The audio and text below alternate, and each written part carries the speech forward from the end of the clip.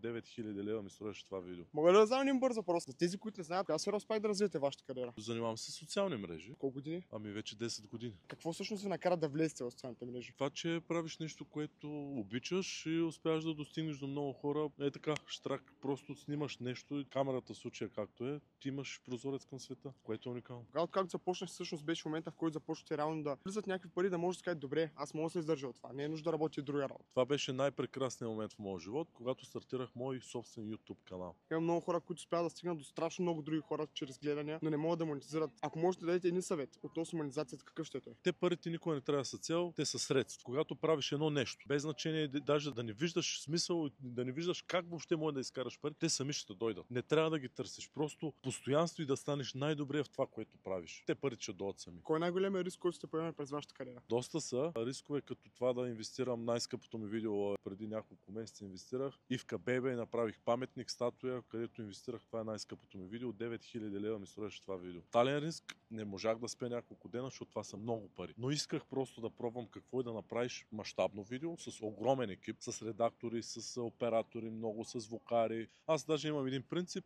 Колкото повече даваш, толкова повече и ти се връща. Ако можете сега да се обърнете към всички млади контент креатори, хора, които искат да влязат в социалните мрежи като цяло, какво бихте им казали? Да правят съдържание това, което на тях им харесва, никога да не се съобразяват с мнението на техните приятели. Човек се учи в движение, може да е в началото да са му видеята много тъпи, може да са му скучни, може да са безинтересни, но на второто, петото, 15-то, на 100-то видео вече ще има лек успех. Залей мрежата с едно маниачаване, всеки ден качва, ако трябва видео. Но това е да се вманиачиш. Това е тайната спорт. И постоянството. А то успеха идва.